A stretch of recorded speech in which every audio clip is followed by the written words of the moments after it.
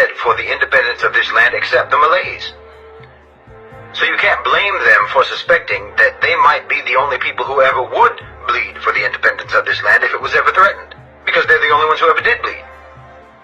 Now, they bled for the independence of this land. They achieved the independence of this land.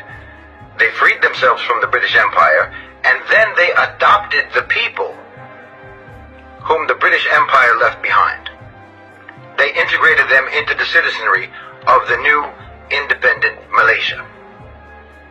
They didn't have to do that. Now, I think it's very important to understand this and to recognize this history so that you can appreciate the astounding magnanimity and humanity of spirit that the Malays exhibited towards the people who had formerly worked for the British Empire against the independence of the Malays, against the independence of this land.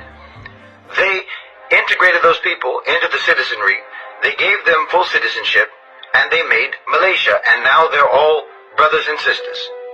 They're all fellow citizens in the same one Malaysia. It's extremely important to recognize this and to appreciate this, because it seems to me that it's very popular to allege that the only obstacle to Malaysia being a successful, multiracial, multi-ethnic, multi-religious society, the only obstacle to that is the Malays. The opposite is true. You can't level that charge against the Malays. There is a multiracial society in Malaysia because of the Malays. There is a multi-ethnic society in Malaysia because of the Malays. There is a multi-religious, multi-faith society in Malaysia because of the Malays. Their magnanimity, their tolerance is not open to question.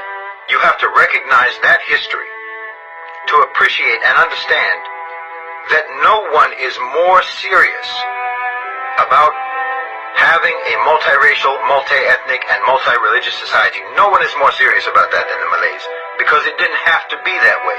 They didn't have to do that. They could have treated the people that were left behind by the British Empire as persona non grata, but they didn't.